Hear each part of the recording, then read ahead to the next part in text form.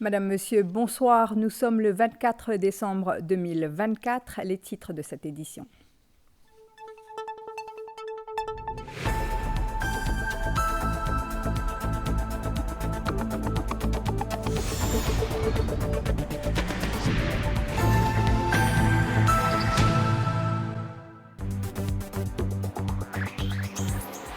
Le temps de l'Avent prend fin avec la veillée de Noël ce 24 décembre. Les chrétiens attendent, espèrent la venue d'un sauveur. Tout le symbole autour de la crèche expliqué dans ce journal. Entre souhaits de paix et les cadeaux rêvés, Noël, c'est aussi des dépenses qu'il faut bien planifier. On vous dit comment dans cette édition. Qui dit fête dit parfois excès et peut-être excès d'alcool. Une campagne de sensibilisation pour plus de respect et de discipline sur nos routes lancée aujourd'hui. Anthony Blinken félicite le Premier ministre pour sa victoire aux dernières législatives. Le docteur Navin Ramgoolam insiste sur le respect de la dignité du pays dans un accord sur les Chagos. La Russie annonce avoir développé un vaccin contre le cancer. Il réduirait la taille des tumeurs et des métastases. Nous verrons également ces images impressionnantes des jets de lave du volcan Kilauea à Hawaï. Et le cinéma indien s'incline devant la mémoire du célèbre Shyam Benegal qui a tiré sa révérence hier à l'âge de 90 ans.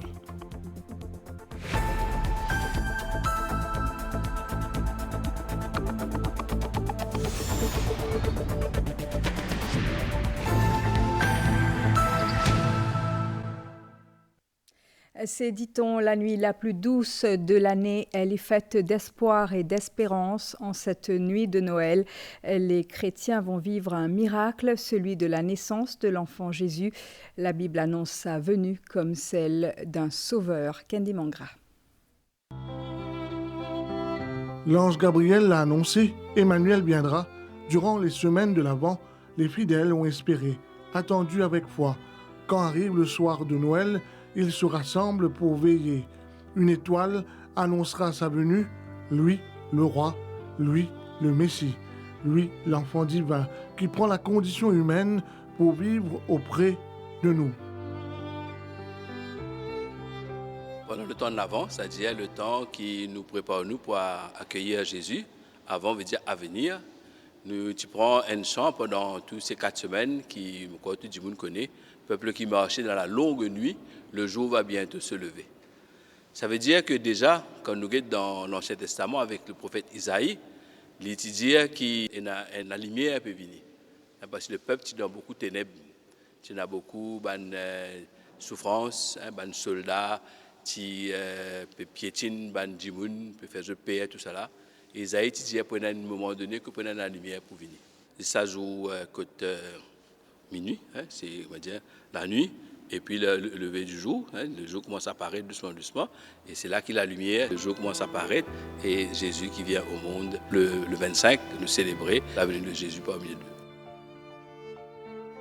Les textes choisis mettent en lumière différentes facettes de la nativité, offrant une progression spirituelle pour entrer dans le mystère de Noël. À travers la crèche, on a envie de faire une forme de cadeau.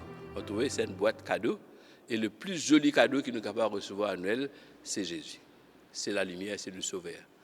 Bien sûr, nous avons beaucoup de cadeaux. Aujourd'hui, les enfants, je dépassé ça quand c'est cadeau de guerre là, ils ne sont même pas capables d'apprécier. Le vrai cadeau qui demeure, qui reste, c'est ce cadeau que nous recevons là. Noël, fête d'espérance et de joie pour les croyants, marquant la venue de Jésus comme le sauveur promis, apportant lumière, amour et rédemption à l'humanité.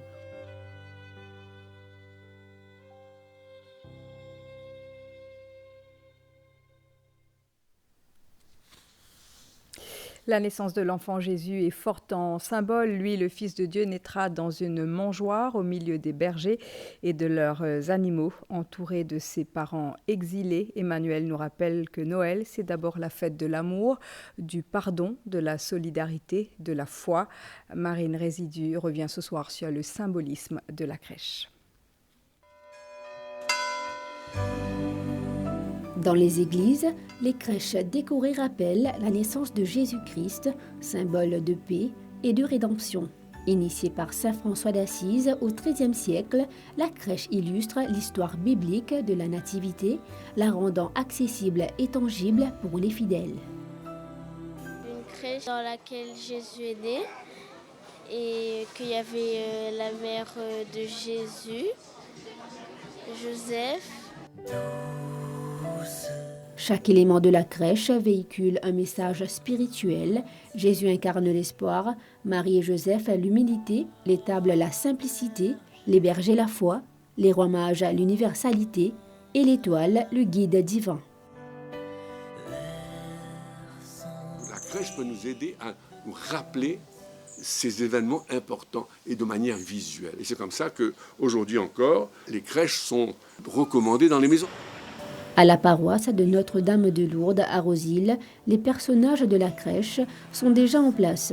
Ce soir, lors de la veillée, l'enfant Jésus sera installé, marquant le moment central de la célébration. Dans l'église, on va parler d'une manière un peu plus solennelle, un peu plus religieuse, on va parler de nativité. Mais c'est la naissance, c'est le rappel, c'est la fête de la naissance de Jésus. Dans nos églises, nous invitons les gens, au contraire, à se rappeler cette chose essentielle. À travers la crèche, Noël retrouve tout son sens, celui d'un moment de foi et de communion où l'amour et la simplicité triomphent. Dans toutes les paroisses, ce soir, les fidèles se rassemblent pour se rappeler qu'en cette nuit, le Verbe s'est fait chair et qu'il vient pour habiter en nous et parmi nous. La veillée de Noël, c'est une célébration d'espérance. Voici un extrait de la veillée de Noël de l'église Saint-Cœur de Marie à Petite-Rivière.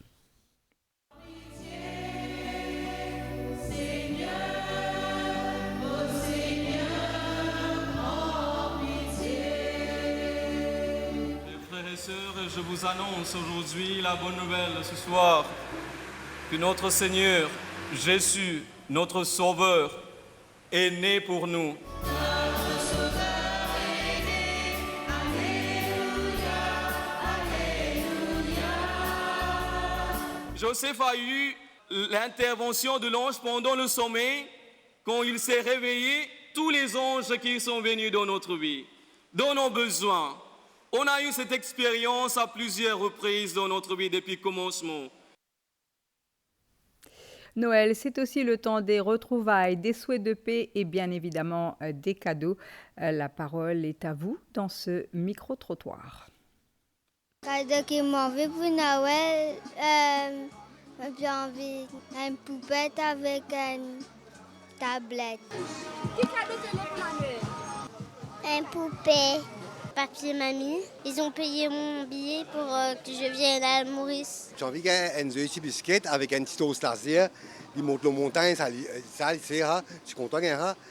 Après, puis tout amise bien, ça c'est un joujou pour la Noël, ça il fait une bonne année. J'ai des enfants, je donne un pantalon, ils sont grands. Je préfère donner aux enfants. Des cadeaux pour les autres, pour soi, ça demande bien évidemment un certain budget. Budget, c'est d'ailleurs le mot qui revient dans les conseils de l'Association des consommateurs de l'île Maurice.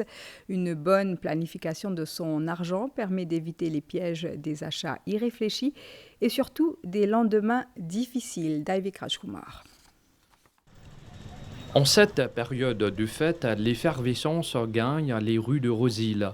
Le public se presse pour effectuer ses achats. Pour beaucoup, la planification d'un budget précis demeure essentielle pour mieux maîtriser leurs dépenses. On plane un budget de fin d'année parce qu'après l'année, nous avons des autres affaires à faire, des affaires d'école, tout. Moi, mon système qui me fait pour shopping, je passe dans 2-3 magasins, je target une affaire pour prendre Et par la suite, quand mon tour est plus intéressant et plus meilleure qualité, c'est là que nous prenons. Il est important qu'ils nous gèrent nos budgets parce que nous avons quand même pour prendre cadeau pour la famille, pour mes camarades, même pour mes collègues de travail. Donc nous vraiment besoin planifier tout de A à Z. D'autres, notamment ceux qui achètent des jouets pour Noël, expliquent que ce qui compte avant tout, c'est le sourire des enfants lorsqu'ils reçoivent leurs cadeaux. Plan, pas vraiment, surtout pour les enfants. Pas trop casse-tête, mais bon, on essaye de faire plaisir. Quand les enfants arrivent Christmas, donc c'est d'après ce choix et bien sûr selon le budget, le moyen. Donc là, nous prenons un ordre de cadeau pour Noël. Certains commerçants jouent également le jeu en proposant des prix abordables à leurs clients.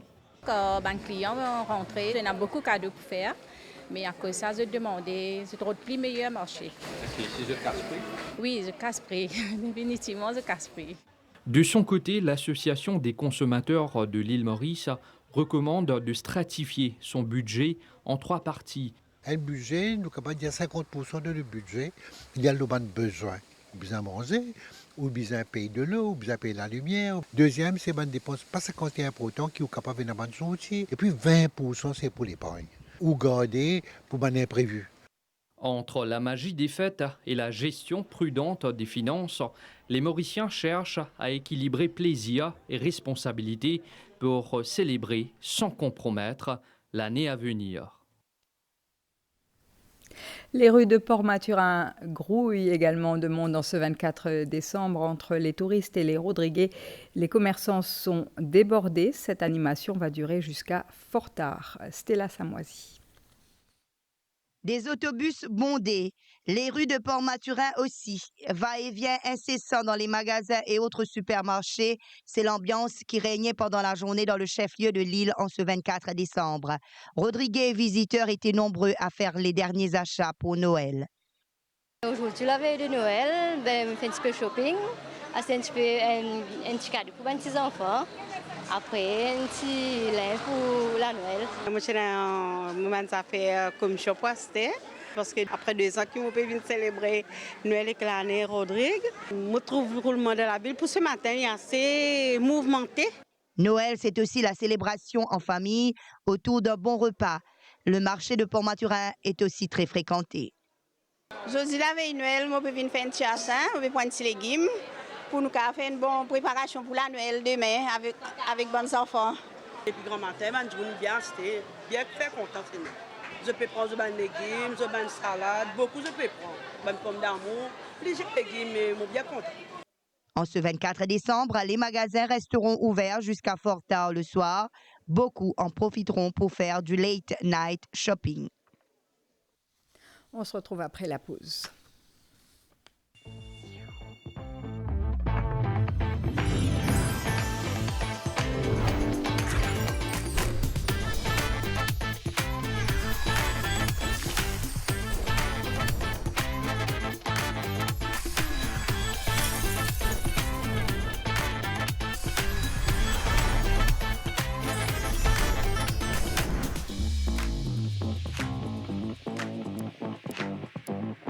Centrepoint, at the heart of it all. Hey, grab me one too.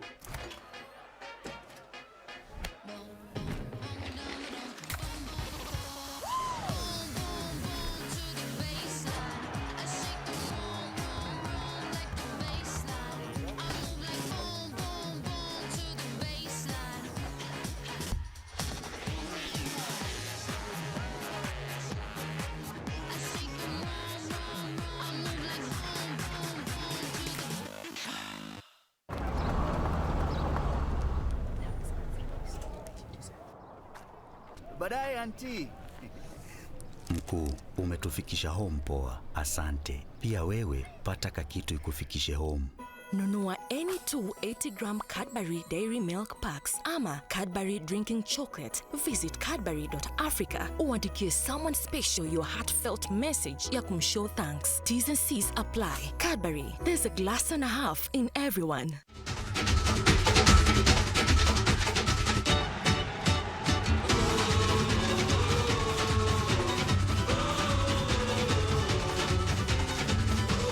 Découvrez les glaces Soleya de Nico qui vous offrent un mélange surprenant des fruits et saveurs de la région.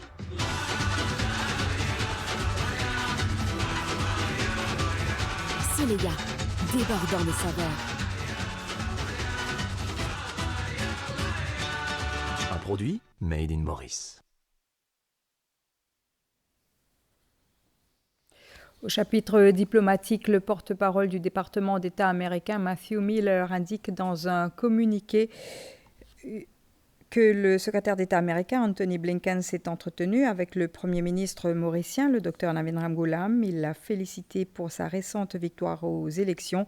Anthony Blinken et le Dr Navin Ramgoolam ont souligné l'importance d'élargir la coopération entre les États-Unis et Maurice au niveau de la sécurité dans l'océan Indien et du renforcement des liens économiques. Le secrétaire d'État se réjouit d'un partenariat solide avec le nouveau gouvernement mauricien. Cet entretien entre Anthony Blinken et le Dr Navin Ramgoolam a également porté sur les conditions de l'accord sur les Chagos entre Maurice et la Grande-Bretagne. Le Dr Navin Ramgoolam a souligné que l'accord avec l'ancien gouvernement était un mauvais deal. Il a relevé 3 points de divergence. Le Dr Navin Ramgoolam a insisté sur le fait que Maurice sera ferme et que l'accord doit respecter la dignité du pays. Le Premier ministre a apporté ces précisions lors de la fête de fin d'année des partisans de l'Alliance du changement au numéro 5. Cette année a vu une augmentation des contraventions émises pour conduite sous influence de l'alcool. La barre des 3000 délits a été franchie. Or, prendre la route dans cet état, c'est se mettre en danger ceux qui partagent l'espace routier. Une nouvelle campagne de sensibilisation a été lancée ce mardi à Port-Louis. Elle invite les automobilistes à faire preuve de respect. Sarah Ono. La route tue si on n'a pas respecté les limites de vitesse. Une augmentation de délits commis par les automobilistes, les motocyclistes et les usagers de la route en général a été notée entre 2023 et 2024. Les délits liés à l'alcool au volant sont sortis de 2962 en 2023 pour atteindre le nombre de 3193 en 2024. Ces délits incitent les autorités à venir de l'avant avec une campagne de sensibilisation. Enforcement qui la police, sensibilisation que la police peut faire, les peut pas souffrir, mais comme nous ne faisons cause contravention, ça suffit qui nous fait trouver là, c'est these are people have been caught. C'est des gens qui nous trouvent nous prennent de contravention. Il y a beaucoup de gens qui peuvent continuellement peut servir le téléphone, peut boire, peut conduire, et la police, bon, pour la fin de l'année, nous là, nous au terrain presque partout. Dans le plan de travail, nous pensons pour faire inspection la route. 270 km, il y a beaucoup de places que nous roulons sur chemin noir. Nous ne trouvons pas road marking. Nous inspecter à peu près 200 km la route, basée sur les ressources qui nous mènent. Le ministre Ousmane Mohamed insistait sur le respect des uns et des autres sur les routes et des lois en vigueur dans le pays. Il ne faudrait pas qu'ils nous agissent irresponsablement. Parce qu'ils mettent nos propres la vie en danger et aussi la vie des autres sur la route. Amuser, mais amuser responsablement. Si vous prenez l'alcool, pas prendre volant ni guidon. La police est pour intransigeant. La vitesse, l'alcool et la drogue, parce qu'il y a le problème de la drogue ici, qui va nous prendre quand je peux conduire, et surtout portable. Cette campagne de sensibilisation intitulée Respect a pour but avant tout de décourager l'alcool et les drogues au volant en cette période festive. La route tue si ce chauffeur n'est pas responsable. À une question de la presse sur le métro express, Ousmane Mohamed a expliqué qu'un audit complet sur le métro express est prévu après l'aval du State Law Office. Écoutez. Métro Express Limited fin de faire ce dernier compte audité en 2021. Mon demande un compte audité. Entre-temps, ils fin soumettre nous management account. Ça veut dire un compte qui sont comptables même fin faire. Et les fins soumettre sur cash flow. Ça va chiffre qui vous trouvez 2,1 milliards de roupies déficit 10 ans going forward là, c'est ce chiffre qui Métro Express Limited, sur construction et sur project supervision, sur l'effet final de l'inondation dans Maurice. Quand on fait construire un métro, un paramètre qui finit servi, finalement inondation 5 ans, finalement ça d'un gros caillou. par exemple. Et aussi place d'homme pour lui. Quand il fait une sens trajectoire, quand il amène le métro depuis là-haut en bas, quel impact ça finit dans la congestion routière. Après recommandation State Law Office, le Conseil des ministres décide pour demander Office of Public Sector Governance faire un full audit du projet métro. Et en temps et lieu, je vous dépose ce bilan. Nous revenons sur la conférence de presse du ministre de l'Éducation, Mahen Ganga Parsad, où il était question de la transformation du secteur éducatif. Cette réforme vient entre autres repenser le développement des compétences des élèves. Hier, il a notamment annoncé que le Foundational Programme sera évalué à la fin du premier trimestre. Les conclusions seront discutées durant les assises d'avril 2025. On écoute le ministre de l'Éducation. Nous faisons un dialogue, nous faisons une naissance d'idées, nous faisons une série de consultations avec les partenaires de l'éducation à la rentrée. Nous pouvons l'écoute de nos élèves et de parents aussi. Et tout ça, cette rencontre-là peut faire dans l'optique d'une préparation pour les assises de l'éducation qui nous prenons en avril 2025. Nous prenons un short-term review de ce programme-là quand nous pouvons faire les assises en avril. C'est-à-dire un trimestre pour presque compléter et nous besoin. Et durant cette rencontre-là, nous avons une première occasion pour review de ce qui finit marché et de ce qui pas fini marché. Le personnel de l'hôpital Victoria Candos ainsi que les patients du jour ont reçu la visite surprise du ministre de la Santé ce mardi. Anil Béchou était sur les lieux pour s'enquérir de la qualité des services offerts, mais aussi des conditions de travail du personnel. Ashminta Bantou. Arrivé à l'improviste à l'hôpital Victoria ce matin, le ministre de la Santé s'est rendu dans plusieurs départements de l'établissement qui compte 42 salles avec environ 900 lits. Si un infirmier maltraite un malade, une cause mal avec un malade, nous ne pouvons pas tolérer. Cette visite avait pour but d'identifier les défis auxquels font face les patients. Beaucoup de gens font complainte. Beaucoup de lettres non habituées gagnent, des lettres anonymes. Quand nous venons là, nous constatons qu'il y a un peu de complainte des langages, des fois utilisés par, bon pas du tout, capable d'un petit moyen qui n'a pas fait l'honneur à la profession. C'est une des bonnes décisions que le gouvernement prend, qui quand on fait cette visite, nous trouvons un problème, nous devons trouver une solution on the dot. Durant sa tournée, le ministre Anil Béchou a visité la Burns Unit, la Cardiac Outpatient Unit, ainsi que la Spine Unit. Nous faisons des requêtes, par exemple, en jour, nous pouvons trouver faire 10 par jour, et la liste d'attente c'est 300. Nous faisons une requête si nous sommes capables d'augmenter. Et s'il y en a pour augmenter, on augmente place, que de patient là capable de rester en 8. Pour février, nous pouvons commencer à faire kidney transplant, pour faire surgery, cancer surgery dans l'hôpital cancer qui rentre. 34% de la population opte pour des soins dans cet hôpital. Les points soulevés durant cette visite seront étudiés et des solutions concrètes seront intégrées dans les priorités du ministère pour l'année prochaine. L'ambassadeur du Japon à Maurice, Kan Masahiro, a rendu une visite de courtoisie ce mardi au vice-président de la République, Robert Anglais, à son bureau à 4 bornes. Il a été question de la coopération entre le Japon et Maurice. Plusieurs secteurs clés sont concernés, dont la pêche et l'agriculture. Les liens d'amitié entre nos deux pays ont aussi été évoqués.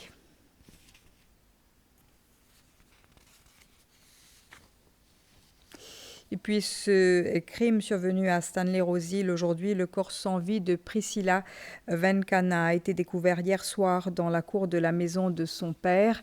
La victime était âgée de 47 ans. Selon les premiers éléments de l'enquête, elle a été frappée à plusieurs reprises avec un tuyau. L'autopsie pratiquée aujourd'hui a conclu à une fracture du crâne. La police est à la recherche de son compagnon. La page internationale, c'est dans un instant. Fais au banza faire la banque, paye au code, fais mobile banking et internet banking, les safe ou en sécurité. À une seule condition, qu'il n'y ait pas de code personne. Aucun vrai la banque ou compagnie pour demander ça, qu'il y ait le téléphone, message, email, c'est qui vous voulez. Seule manière qu'aucun ou, c'est si vous donne un accès. Zis ou qu'on nous code.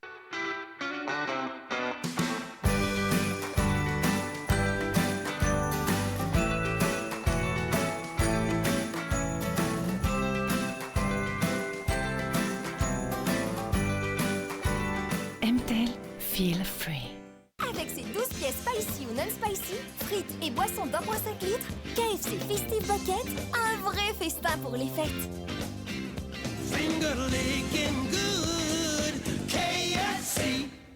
Jusqu'au 31 décembre, faites-vous plaisir chez Carrefour et Jumbo. Les chocolats Ferrero de 200 grammes à seulement 284,95 € et la boîte de cookies d'Anessita de 454 grammes à 220,95 €. Chez Carrefour et Jumbo, je choisis le moins cher. En ce moment, tout le monde dans notre fête. Et n'a pour amuser entre camarades, et n'a pour fête nouvel an en famille. Mais il y a une affaire qui est bien importante. Chauffeur, motocycliste, qui ont responsabilité quand on prend la route? Ou bien vigilant pour sécurité et sécurité des autres usagers. La route tue si vous conduisez sous l'influence de l'alcool, la drogue. La route tue si vous n'avez pas respecté les limites de vitesse. La route tue si vous servez au téléphone portable quand on peut conduire. Alors, c'est où chauffeur qui est capable d'éviter l'accident? Empêche tristesse dans votre famille, votre proche et que la communauté en général. Ou bien sérieux pour qu'il nous tout passe une bonne fête. La route tue si chauffeur n'a pas responsable.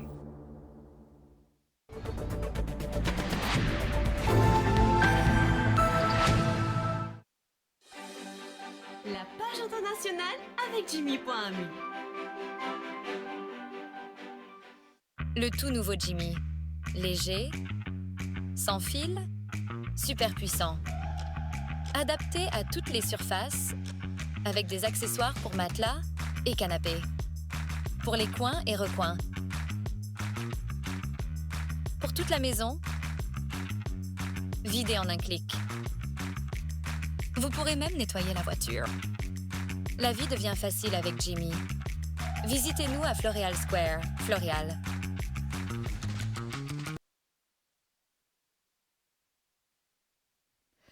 La Russie aurait-elle réussi à mettre au point un vaccin contre le cancer? C'est en tout cas ce qu'a affirmé Andrei Kaprin, oncologue russe à la tête du centre de recherche en radiologie affilié au ministère russe de la Santé.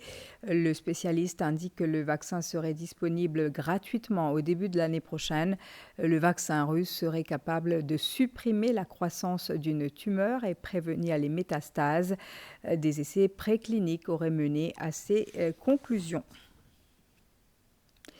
Au moins 12 personnes ont été tuées et 3 autres blessées ce mardi dans une explosion survenue dans une usine du nord-ouest de la Turquie. Selon les autorités locales, l'usine produisait des munitions et des explosifs à usage civil.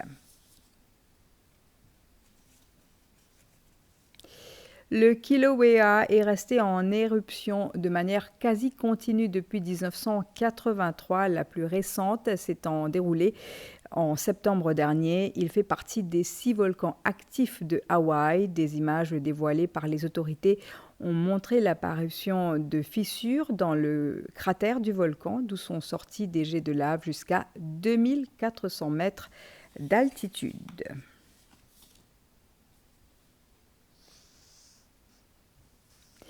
Nous vous l'annoncions hier, le cinéma indien est en deuil. Shyam Benegal est décédé à l'âge de 90 ans. De nombreuses personnalités se sont inclinées devant la mémoire de ce grand cinéaste à l'origine du middle cinéma, un genre entre cinéma commercial et cinéma d'art. Ses funérailles ont eu lieu aujourd'hui. Les commentaires de Vidima Siporan. Lorsqu'on évoque l'histoire du cinéma indien, un nom revient toujours, celui de Shyam Benegal, celui qui a offert de grands films à Bollywood comme Manthan et Ankur n'est plus. Il souffrait d'une maladie chronique depuis de longues années. Bollywood perd en lui un passionné du cinéma. Né le 14 décembre 1934 à Tirumalagiri à Hyderabad, dans l'état du Telangana, son parcours de l'industrie de la publicité à celle de la télévision et du cinéma a été spectaculaire. Utilisant pleinement ses talents incomparables et illimités, Shyam Benegal s'est notamment illustré dans la réalisation de films d'art. De nombreux piliers de l'industrie cinématographique ainsi que du monde politique indien ont exprimé leur tristesse face au décès de Shyam Benegal. Le Premier ministre indien, Narendra Modi, la présidente de l'Inde, Draupadi Murmu, et d'autres personnalités ont exprimé leurs condoléances et qualifié la disparition de Benegal de perte irréparable. Shyam Benegal a réalisé 24 films, 45 documentaires et 1500 films publicitaires. Parmi ces films, l'on retiendra Zubaida, The Making of a Mahatma, Netaji Subhash Chandra Bose, The Forgotten Hero et Mandi, entre autres. Shyam Benegal a remporté 8 prix nationaux. Il a reçu le prix Dadasaheb Phalke et le Padma Shri en 1976. En 1991, le Padma Bhushan lui a été décerné. Et dans les salles aux États-Unis, demain, le très attendu The Fire Inside. Ce film raconte l'histoire vraie de Clarissa Shields, surnommée la T-Rex, qui rêve de devenir la première femme à remporter une médaille d'or olympique en boxe. C'était aux Jeux olympiques de 2012. Le parcours de cette athlète exceptionnelle est porté à l'écran par Rachel Morrison. Le ring extérieur, c'est le titre du film dans la version française. C'était la page internationale avec Jimmy.mu.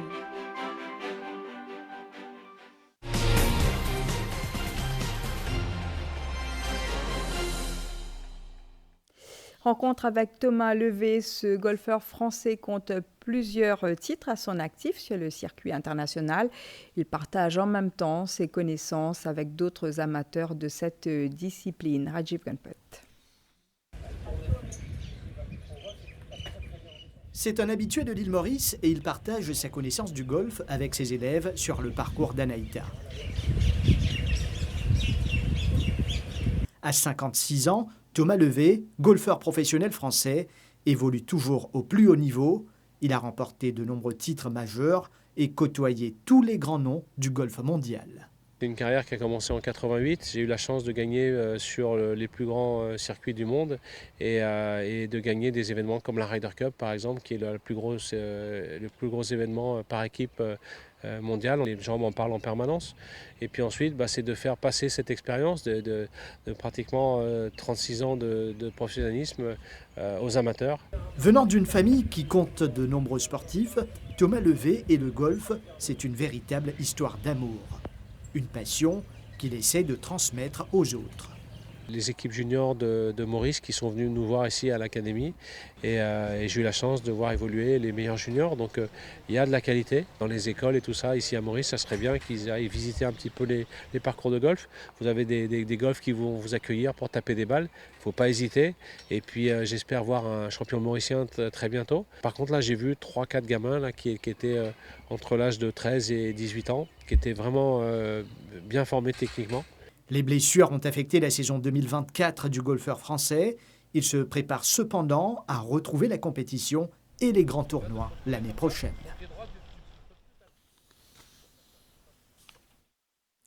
L'heure est au bilan, mais aussi à la préparation de la prochaine saison de compétition au sein des différentes fédérations sportives. C'est le cas notamment pour le rugby, où Kevin Venkaya a été reconduit à la présidence. Le calendrier de 2025 prend forme avec comme rendez-vous majeur la compétition internationale annuelle Rugby Sevens à Maurice, Ashley Sitana.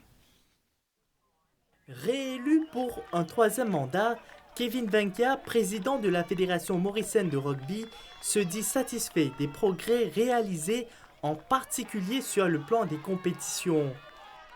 On ne fait pas de 15, on fait beaucoup de 7. Aujourd'hui, sur le 7, on fait partie dans les 25 mondiaux aujourd'hui. Parce que quand on regarde, on est dans les top 10 africains. Au calendrier, on a le championnat à 15 qui vient de se terminer. On aura le championnat à 10, on aura le championnat à 7, on aura le beach rugby. Là, j'ai une réunion au début janvier avec la Roi pour pouvoir échanger un petit peu avec Madagascar, Réunion, Mayotte et Seychelles, les jeunes, qu'on puisse faire des tournois jeunes à l'étranger. L'année 2024 a aussi été marquée par un essor important du rugby féminin avec la participation des Mauriciennes dans plusieurs compétitions internationales. Écoutez, moi je suis très fier de l'équipe nationale déjà. L'équipe nationale qui termine parmi les 10 meilleures nations africaines. Et les filles aussi. Et les filles aujourd'hui, moi je suis vraiment étonné et ravi. Je me rappelle il y a 5, 6, 7 ans, On a commencé à jouer les filles. Aujourd'hui, on arrive à battre des équipes quand même extraordinaires. Je regarde sur le dernier tournoi de Dubaï, ils ont quand même fait 3 victoires. C'est jamais arrivé. Il y a beaucoup de filles qui jouent en équipe première en France. Les compétitions reprendront dès février 2025. Nous passons tout de suite à la météo commentée ce soir par Megan Ponapanaken.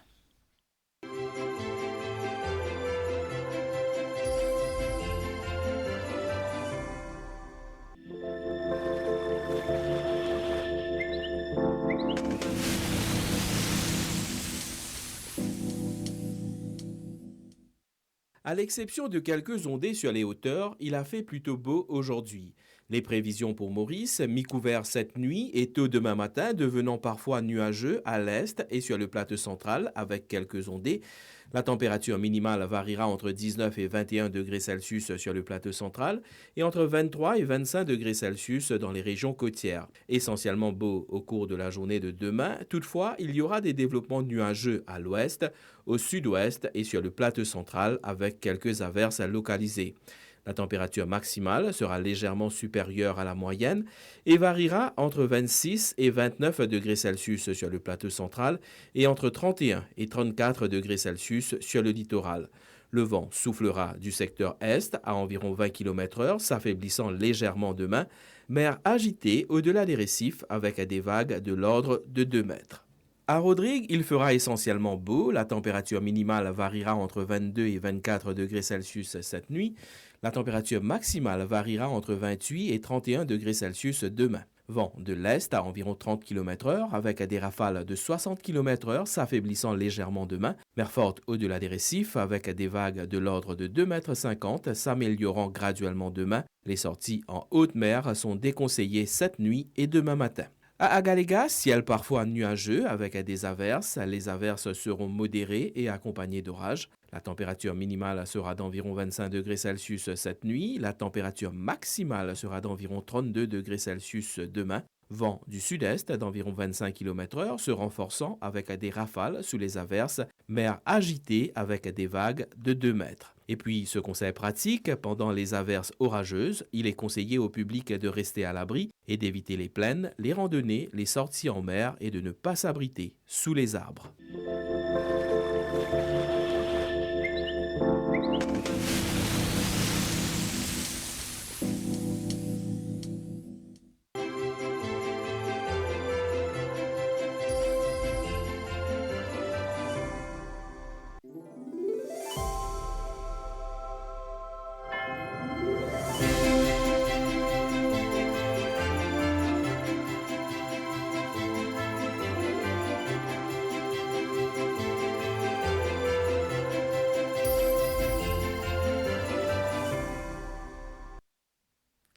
On se quitte sur les images du Père Noël qui quitte la Laponie pour sa tournée annuelle.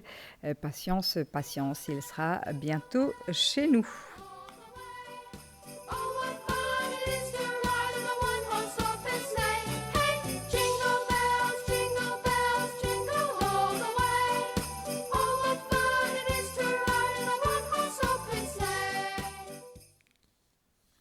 Madame, Monsieur, merci d'avoir été des nôtres en ce 24 décembre. Au nom de toute l'équipe de la rédaction, je vous souhaite un bon et doux Noël.